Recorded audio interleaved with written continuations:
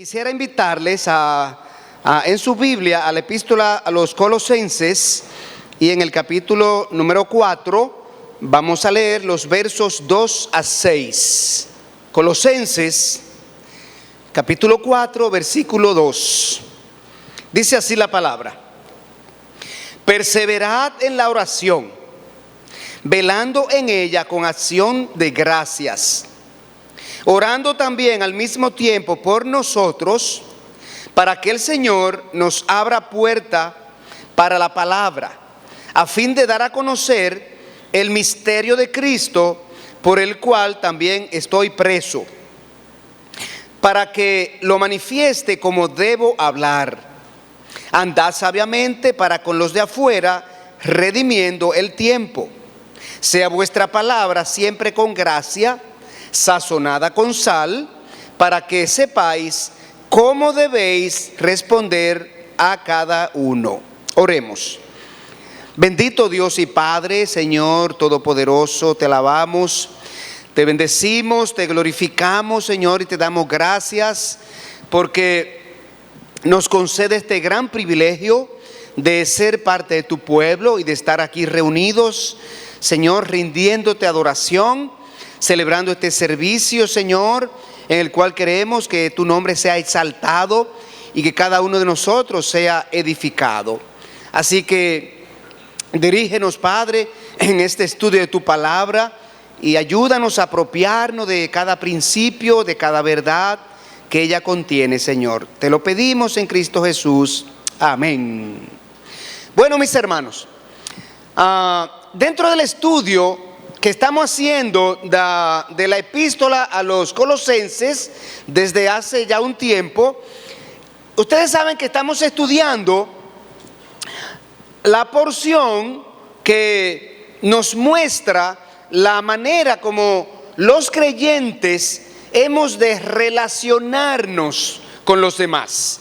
La epístola a los Colosenses dedicó varios versículos en el capítulo 3 a enseñarnos cómo debe ser la relación en el ámbito de nuestra familia.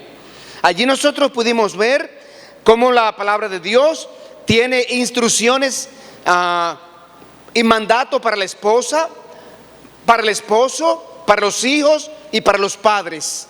Y también en el ámbito laboral, la palabra de Dios en el capítulo 3 de este libro de Colosenses, también vimos el mandato para los siervos o los empleados y también para los amos o los empleadores. Pues ahora en estos versículos que nosotros vamos a estudiar en el día de hoy, la epístola a los Colosenses continúa con el tema del creyente y su relación con los demás. Solamente que ahora en estos versículos se concentra en lo que debe ser nuestra relación con Dios y nuestra relación con los no creyentes. De modo que la manera como nosotros los creyentes nos relacionamos con Dios y nos relacionamos con los demás pone de manifiesto la verdadera espiritualidad de nuestra vida cristiana. Y es por eso que estos versículos se incluyeron aquí en esta epístola, para que nosotros pues aprendamos la manera de llevar apropiadamente ambas relaciones. Pasemos a estudiar estos versículos, comenzando en el número 2 y terminando en el número 6. Y este es el penúltimo estudio de la epístola a los Colosenses. Ya, si el Señor lo permite, terminamos en nuestra próxima intervención esta epístola que a lo largo de 18 estudios pudimos ver capítulo a capítulo y versículo a versículo. Bueno, pues en esta porción que vamos a estudiar hoy hay tres áreas de la vida del creyente que se tocan aquí. La porción se refiere a tres diferentes áreas de la vida del creyente. Y la primera que se presenta es la oración en la vida del creyente. ¿Cómo debe ser la oración? Bueno, esta mañana el pastor Nadal abundó bastante en este punto y señaló características importantes de la oración. Por tanto, yo voy a reducir un poco pues lo que tenía para compartir con ustedes, puesto que esta mañana fuimos bastante edificados sobre la oración, la manera como debemos de orar y lo que implica la oración en nuestras vidas. Pero vamos a resaltar lo que enseña la porción que estamos estudiando. Lo primero que se resalta aquí es, en el versículo 2, que nuestra oración debe ser constante. Se nos pide constancia en la oración. Y así comienza esta porción en el versículo 2. Dice, perseverad en la oración. Está iniciando la porción con nuestra relación con Dios. Y la manera como nosotros nos relacionamos con Dios, nos comunicamos con Dios, tenemos un tiempo de intimidad con Dios, es mediante la oración. Y uno de los mandatos más reiterados en la Biblia para el creyente es precisamente la constancia en la oración. Hay muchos versículos que contienen mandatos directos, específicos a nosotros como creyentes con relación a esto. Se nos manda a orar sin cesar en segunda los Tesalonicenses. Orad sin cesar. Se nos manda a orar en todo tiempo. Se nos manda a orar siempre y sin desmayar. Y ahora aquí en Colosenses se nos dice perseverar en la oración. Bueno, ¿qué significa la palabra perseverar? La palabra perseverar significa persistencia. Persistente significa sostenido. El verbo aquí está utilizado en tiempo presente y en forma imperativo para indicar que implica una acción continua, una acción continuada. Los creyentes debemos mantenernos orando, esa es la idea. Los creyentes debemos mantenernos orando. Ahora bien, veamos la manera como nosotros podemos hacer esto una realidad. ¿Cómo podemos hacer posible esto en nuestra vida? En medio de tantas tareas, tantos asuntos que demandan nuestra atención cada día. Una agenda tan agitada, cargada que tenemos, pues desde que nos levantamos hasta que nos vamos a la cama, nos retiramos a la cama. Y también con tantas cosas que distraen nuestra mente. En esta mañana también el pastor Nadal habló acerca de que revisemos o debemos revisar el tiempo que dedicamos a medios electrónicos, a distracciones y otras cosas que nos quitan tiempo que debiéramos dedicar a edificar nuestra vida espiritual. Pues precisamente los creyentes estamos deficientes en la oración porque no hemos sido capaces de separar tiempo suficiente para orar. He aquí 4 cosas que se recomiendan para que nosotros podamos cumplir este mandato de orar sin cesar. Que nuestra oración sea constante, o mejor dicho, que nosotros estemos continuamente en oración. ¿Quiere decir esto que no trabajemos o que no hagamos más nada? ¿Quiere decir que vivamos arrodillados delante de Dios orando en todo tiempo? No. Veamos qué significa esto. Es que los creyentes debemos vivir en una actitud de oración. Una actitud de oración. Debemos vivir o andar en un espíritu de oración. Necesitamos desarrollar una disciplina para orar. Es que mi mente esté conectada con Dios y yo pueda clamar a Él en cualquier situación o circunstancia, mientras yo desarrollo cualquier labor que estoy haciendo en mi vida cotidiana, en mi diario vivir. Esa es la actitud que debe tener nuestro corazón, nuestra mente, nuestra persona. Y es importante que los creyentes procuremos hacer un hábito de orar antes de comenzar las labores cotidianas del día o antes de ir a dormir. Si nos envolvemos en la apretada agenda con tantas cosas que tenemos que hacer y no hemos separado el tiempo para orar, mire, de repente vemos que son las 11 de la noche y es tiempo de dormir. Es como me dijo alguien, es que el tiempo se está yendo sin uno darse cuenta. Llega viernes, llega el lunes, llega viernes, llega el lunes, llega viernes, llega el lunes. Se fue la semana. Sí, es la realidad. Es que estamos envueltos en muchas cosas. Pero cada día, si nosotros lo primero que hacemos es orar y lo último que hacemos es orar, pues nosotros vamos a poder entonces mantener nuestra vida de oración, ¿verdad?, apropiadamente frente a Dios, y vamos a tener suficiente tiempo de intimidad con Dios. De modo que allí está el secreto. Antes de iniciar nuestra agenda del día, oremos. Finalizado la lista de labores del día y nos fuimos a la cama, oremos. Así que esperemos dormirnos orando. Es la mejor manera de nosotros terminar un día agitado, orando. Bueno, pues sigamos adelante. La segunda característica que se menciona aquí en el versículo 2 con relación a nuestra oración es que mientras oramos debemos estar alertas, concentrados. Mire cómo el apóstol utiliza aquí una palabra que nos lleva directamente a esta idea. Dice, perseverad en la oración, velando en ella. Velando. La palabra velar significa permanecer despierto. Significa estar alerta. Significa estar concentrado.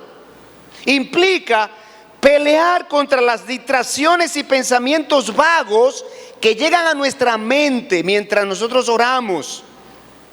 Y hermanos, esto es un problema real en nuestras vidas. Es una realidad.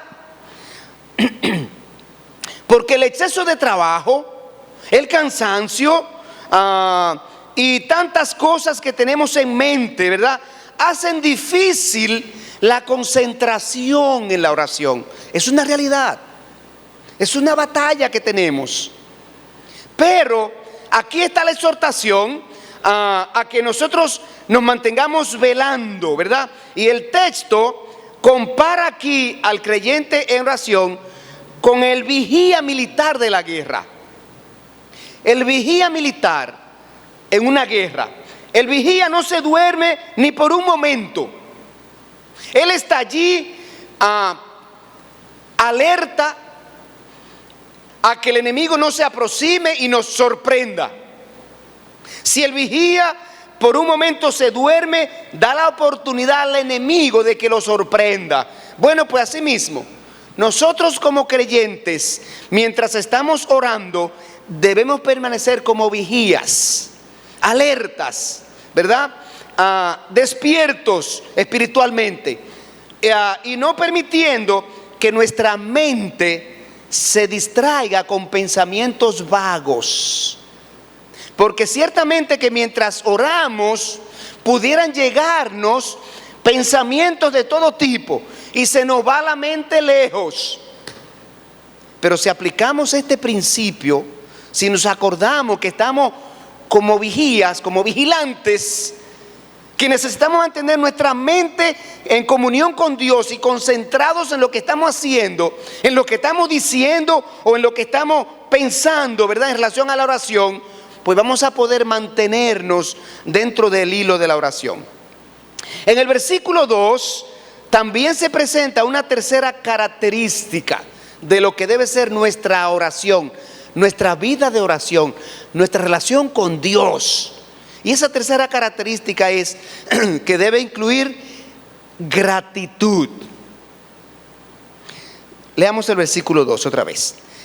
Perseverad en la oración, primera característica. Velando en ella, segunda característica. Y ahora con acción de gracias. Tercera característica. Bueno, cuando alguien hace algo por nosotros,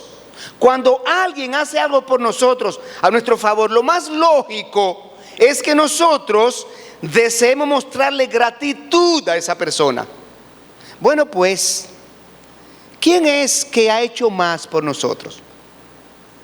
Recordemos que nadie, absolutamente nadie, ha hecho más por nosotros que Dios. De modo que nuestra mayor gratitud en esta vida debe ser hacia Dios.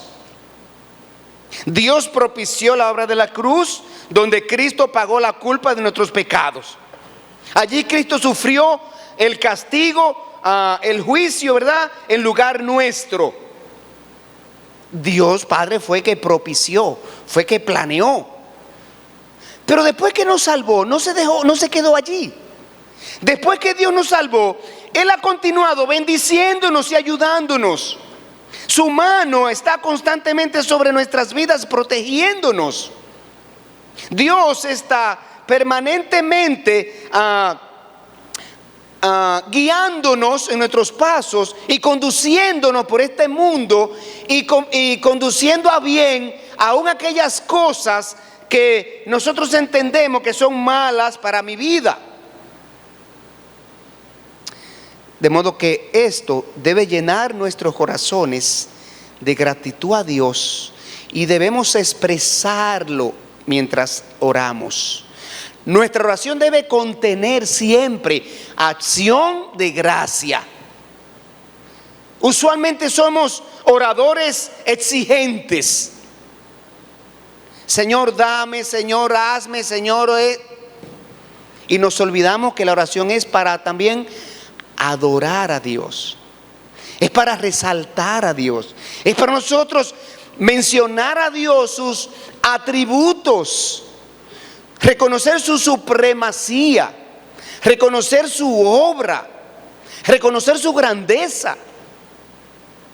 De modo que de ahora en adelante nuestras oraciones nunca dejemos de incluir acción de gracias a Dios. Miren lo que dice Primera a los Corintios capítulo 15 y versículo 57. Primera a los Corintios 15, 57. Dice: mas gracias sean dadas a Dios, que nos da la victoria por medio de nuestro Señor Jesucristo. Cada día que nosotros vivimos en este mundo, enfrentándonos a todas las tentaciones, a los peligros, a las adversidades, y al final del día estamos listos para dormir, es un tramo de nuestra vida que Dios nos ha conducido y nos ha permitido pasar de manera victoriosa. Así que la porción nos dice: sean dadas gracias a Dios. Ahora bien, pasemos al versículo número 3, donde se nos enseña que nuestra oración debe también contener intercesión por los demás. Alguien dijo: si queremos saber qué tan egoísta es una persona, escuchemos su oración. Si él se centra en sí mismo, si él solamente pide para sí, o él es capaz también de interceder por otros. Pues aquí en este versículo 3 y versículo 4 se nos demanda que nosotros pidamos por terceros, incluyamos en nuestra oración necesidades de otros, seamos sacerdotes delante de Dios en beneficio de otros. Dice el versículo 3: orando también al mismo tiempo por nosotros, para que el Señor nos abra puerta para la palabra, a fin de dar a conocer el misterio de Cristo, por el cual también estoy preso, para que lo manifieste cómo debo hablar. Así que aquí el apóstol Pablo aquí nos dice que oremos por los demás y en especial por los ministros de la palabra de Dios. Una cosa importante que podemos ver aquí: el apóstol Pablo estaba en prisión en este momento. Sin embargo, él no pide que oremos para que él sea liberado. Él pide que se ore por su ministerio. Él pide allí para que se ore pidiendo a Dios que le dé oportunidades para él presentar el evangelio a más personas, y para que Dios le dé palabras de sabiduría para él poder hablar como debe acerca del evangelio. Fíjense qué bendición es nosotros ver un ejemplo, ¿verdad?, de esa magnitud. Entonces, hermanos, necesitamos seguir ese ejemplo del apóstol Pablo.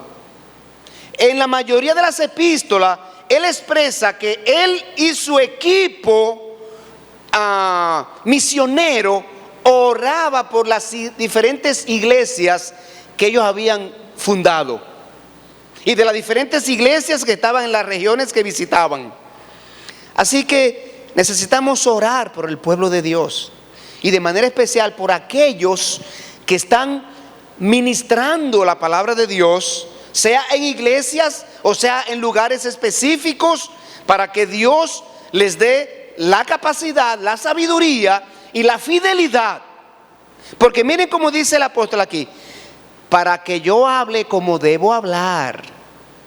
Es decir, para que yo no varíe el evangelio, para que yo no altere el evangelio, para que yo no corrompa el evangelio. Sigamos adelante. Entramos al versículo 5, donde se pasa al segundo tema que está tratando la porción con nosotros. Y ahora pasa aquí a ver acerca de nuestro testimonio, el testimonio del creyente. ¿Cómo debe ser el testimonio del creyente? De acuerdo a este versículo número 5. Dos cosas el apóstol Pablo incluye aquí en este versículo para mostrarnos cómo hemos de andar en este mundo donde somos extranjeros y peregrinos. Primero, requiere una conducta ejemplar. Dice el versículo 5 al inicio: andad sabiamente para con los de afuera. Y la frase los de afuera significa aquí personas no creyentes. Está hablando los de afuera de la iglesia, los que no forman parte de la iglesia, los que no están en la iglesia, a esos que andan por la vida sin Cristo. Recordemos lo que esto significa. Los de afuera andan sin esperanzas más allá de esta vida. Los de afuera andan sin ayuda divina al enfrentar los problemas de la vida. Los de afuera andan sin la paz de Dios, andan sin seguridad del perdón de sus pecados, sin luz espiritual, sin guía del Espíritu Santo. Ellos necesitan entonces que alguien ande delante de ellos con sabiduría de Dios para que sus vidas sean impactadas. Y el texto nos pide aquí que adoptemos un comportamiento ejemplar en medio de esa sociedad perdida, de tal manera que nuestra forma de vida los atraiga hacia Cristo, nuestra forma de vida los impacte.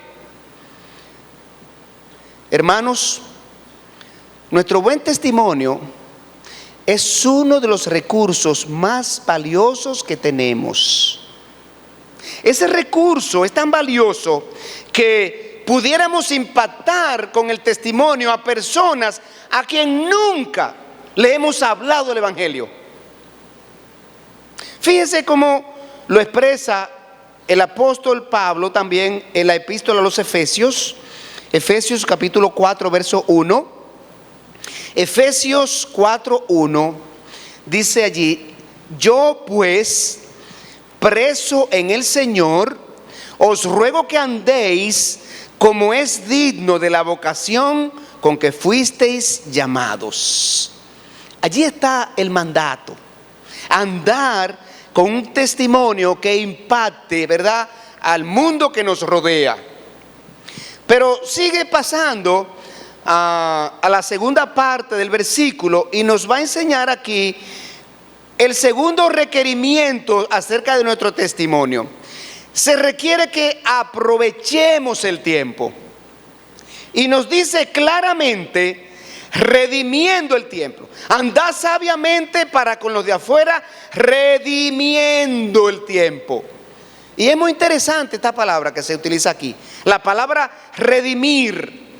Esa raíz, la raíz de ese verbo, mejor dicho, que aquí se utiliza, es la misma que se emplea para describir la redención que Cristo logró en la cruz a nuestro favor.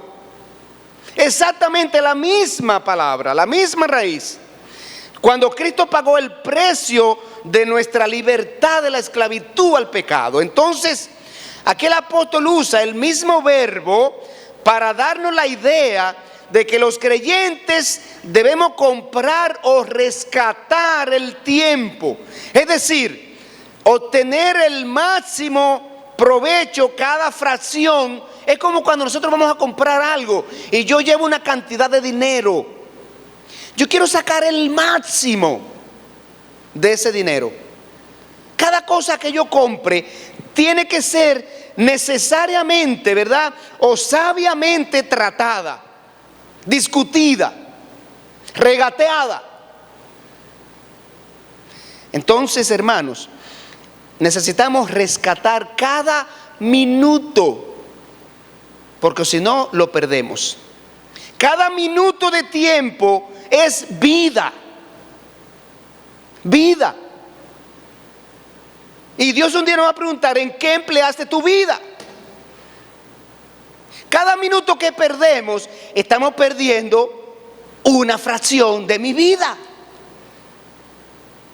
Fíjense la importancia del tiempo. Vamos a estar aquí 70 años promedio, dice la palabra. Y los años se componen ¿de qué? De meses, semanas, días, horas, minutos y segundos. Cada minuto cuenta.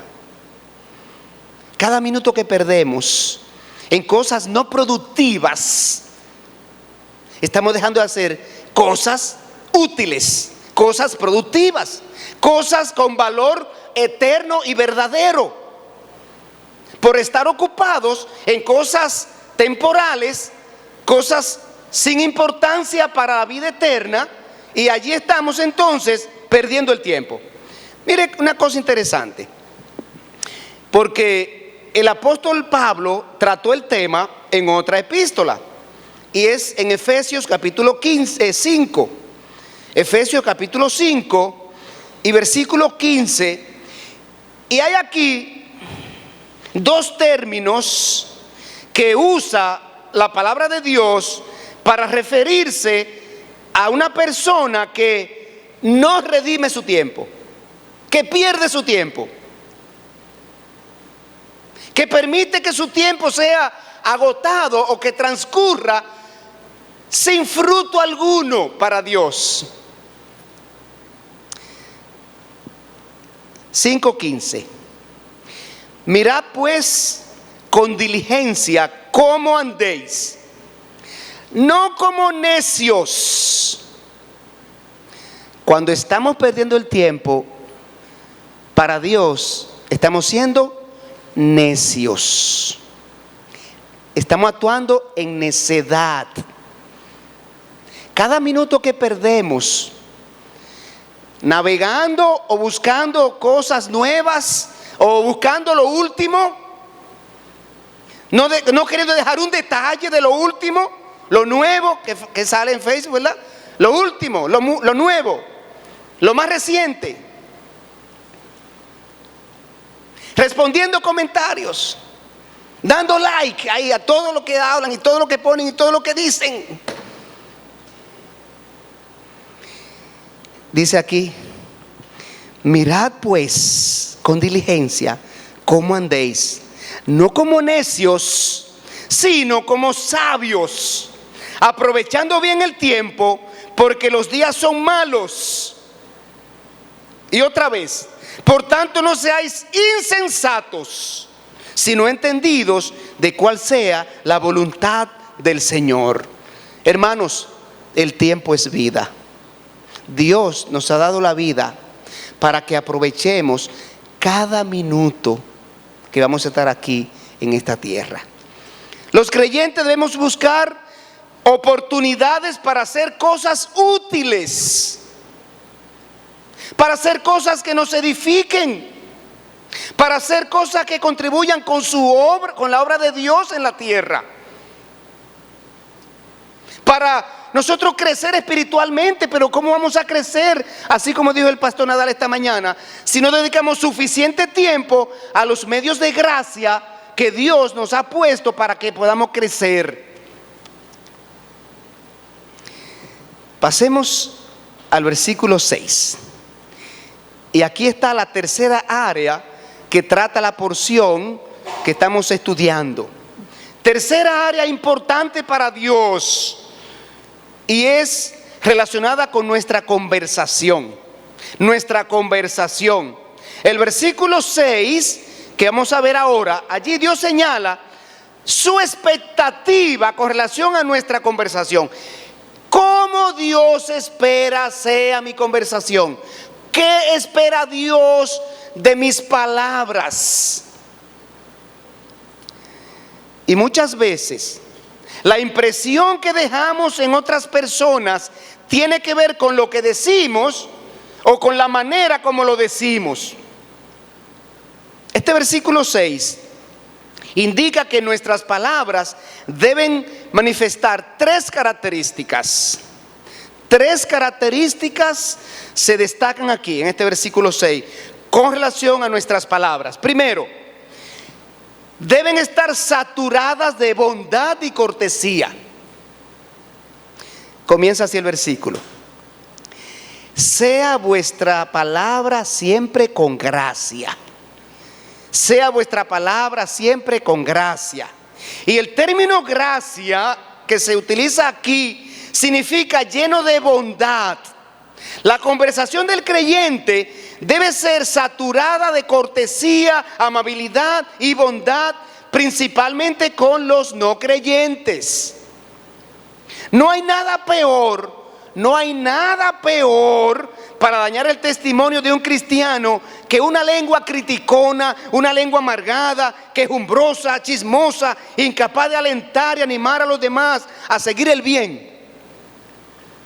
Cuando nosotros nos presentamos con un tipo de conversación de este tipo, estamos dañando nuestro testimonio. Porque estamos entonces diciendo: yo no estoy satisfecho con mi vida cristiana.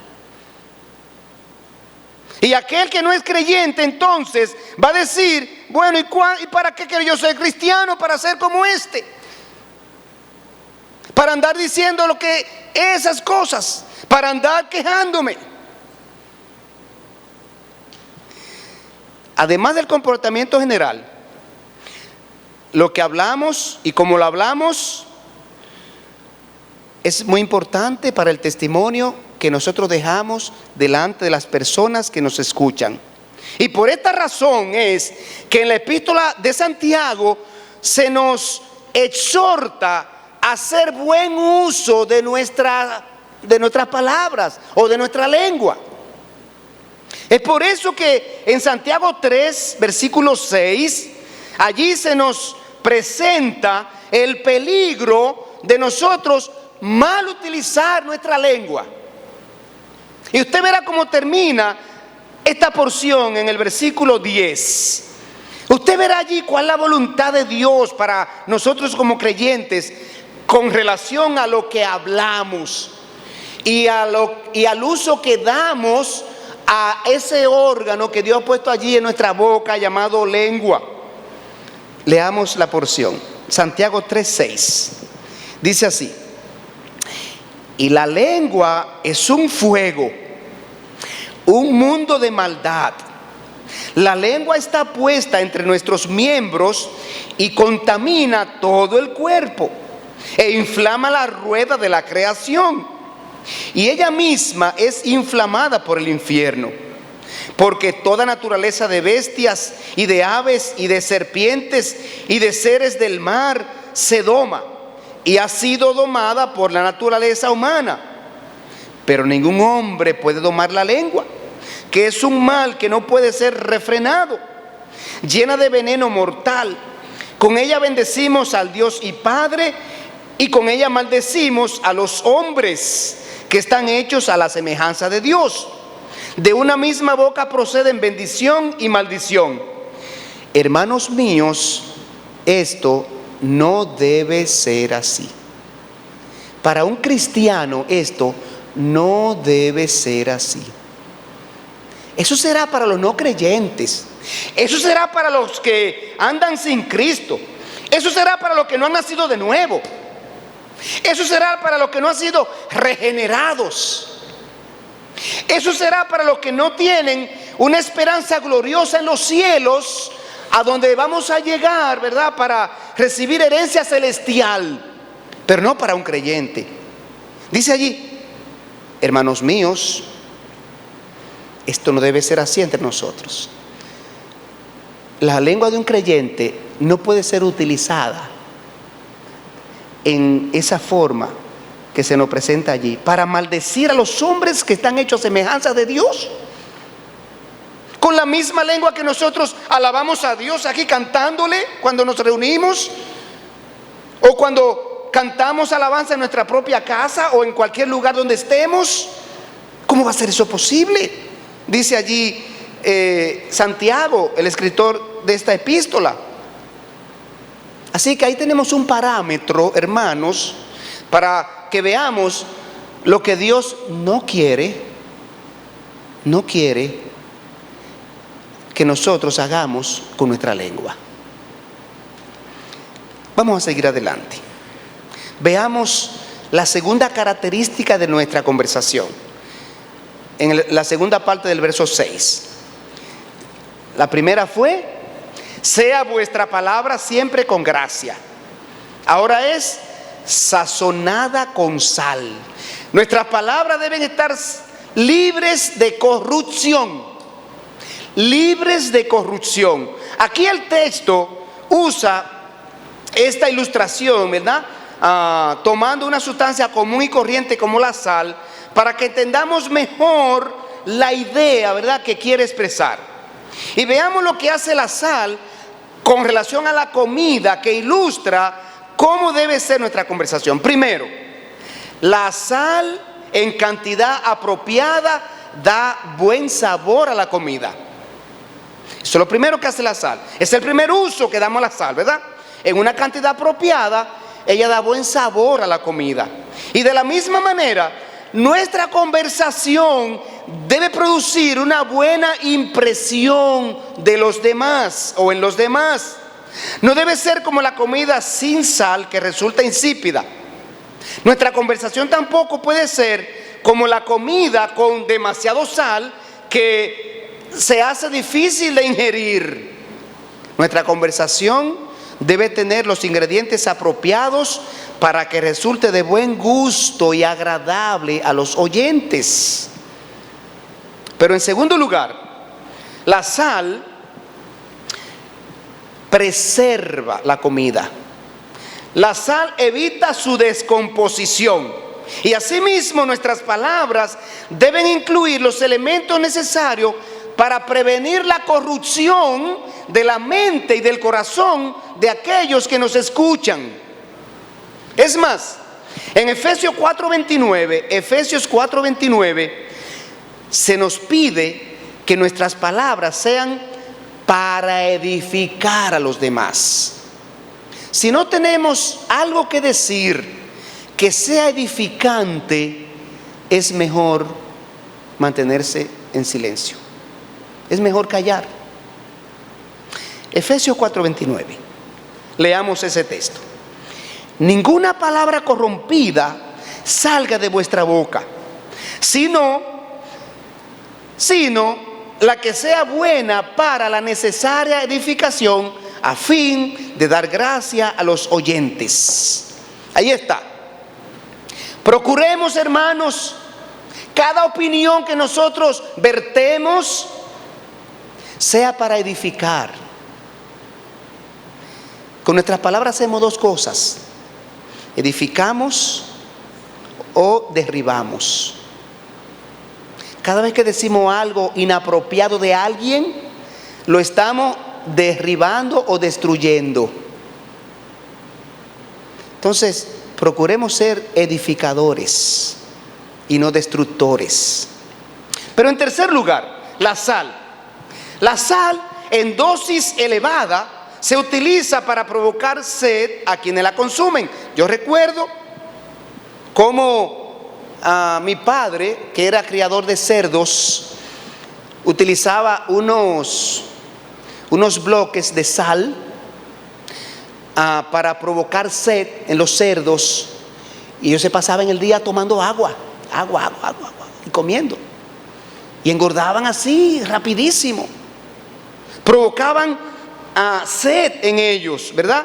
Y asimismo, entonces, nuestras conversaciones deben provocar sed en las personas que nos escuchan, con relación a que quieren seguir conversando con nosotros. Tienen sed de nuestras conversaciones, porque nuestras conversaciones son edificantes. Esa es la idea, hermanos. Así que allí está el reto que nos traza Dios en esta porción. Y por último, la tercera característica de nuestra conversación está al final del versículo 6. Dice: sea vuestra palabra siempre con gracia, sazonada con sal, para que sepáis cómo debéis responder a cada uno. De modo que nuestras palabras deben ofrecer respuestas adecuadas. Respuestas adecuadas. Acuérdese que se está refiriendo aquí la palabra a nuestra conversación con los de afuera, nuestra relación con el mundo perdido, con aquellos que no conocen a Cristo, que quizás su conversación con nosotros es la manera como Dios va a utilizar el instrumento que le va a despertar interés en los asuntos espirituales. Y dice aquí entonces, para que sepáis cómo debéis responder a cada uno.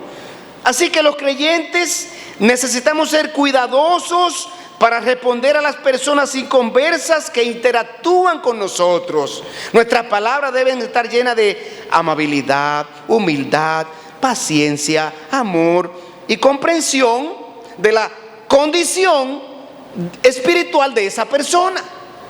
Nosotros no podemos utilizar palabras arrogantes, palabras ofensivas, palabras burlonas, palabras que menosprecian a los demás. Y Dios nos advierte acerca de esto en primera epístola de Pedro, capítulo 3 y versículo 15. Primera de Pedro 3:15. Dice allí: estad siempre preparados para presentar defensa con mansedumbre y reverencia ante todo el que os demande razón de la esperanza que hay en vosotros.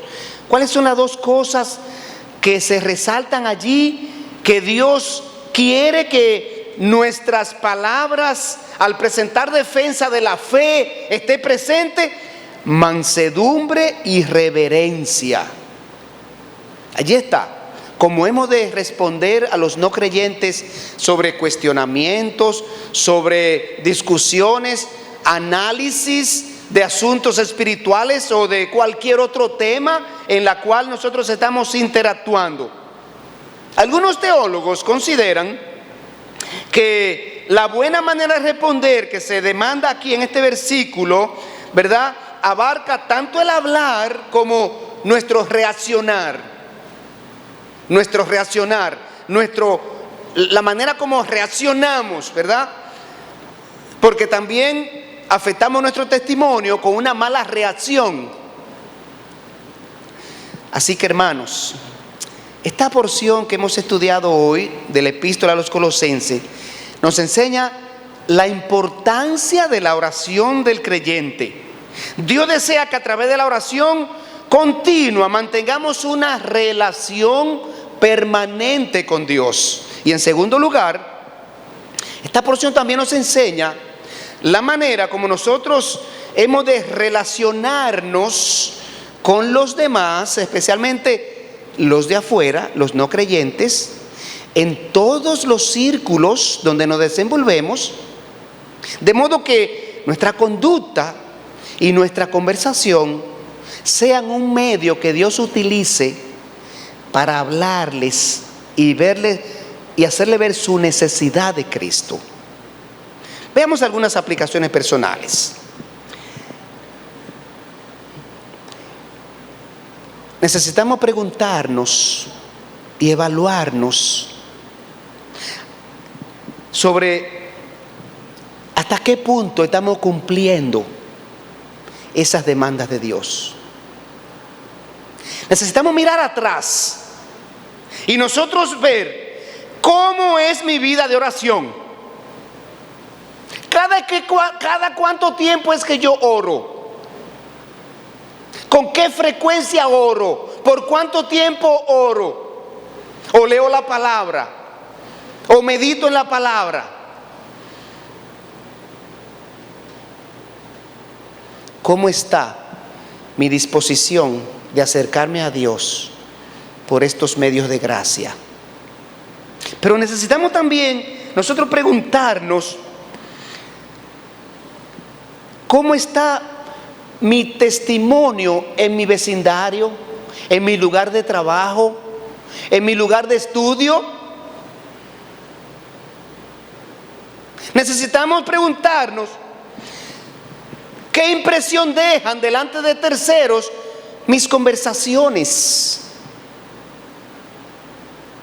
Necesitamos preguntarnos, ¿qué cambio debo hacer en mi vida de manera urgente? ¿Qué acción debo tomar? Así que hagamos una lista de las cosas que necesitamos hacer para que podamos hacer realidad en nuestra vida estas tres cosas que Dios nos pide: nuestra vida de oración, nuestro testimonio y nuestra conversación. Que sean tres cosas que glorifiquen a Dios constantemente en nuestras vidas de creyentes. Oremos. Señor, gracias porque una vez más tú nos has permitido tomar tu palabra y exponerla. Señor, procurando que tu nombre sea glorificado en primer lugar, procurando en segundo lugar que tu iglesia sea edificada, procurando en tercer lugar aplicarla a nuestras vidas, comenzando con la mía como expositor, procurando, Señor, que tu nombre sea exaltado, honrado y bendecido con nuestro diario vivir. Gracias, Señor, por esta epístola que estamos estudiando, la cual nos enseña los principios de la vida cristiana que debemos llevar cada día. Oh Señor, ayúdanos a poder cumplir con estas expectativas que tú tienes de nosotros como tus hijos. Y como vimos esta mañana, ¿quién es suficiente? Nadie es suficiente, Señor, si tú no intervienes con tu Espíritu en nuestras vidas. Si tú no nos ayudas a someter nuestra vida a tu Espíritu Santo para que dirija nuestros pasos y controle, Señor, nuestras emociones, impulsos y nuestros sentimientos. Oh Señor, en este año que recién inicia, ayúdanos a convertirnos en el tipo de hijos que tú quieres que seamos, el tipo de creyentes, el tipo de siervos que tú quieres que seamos. Y te lo pedimos en el nombre de Cristo Jesús. Amén y amén.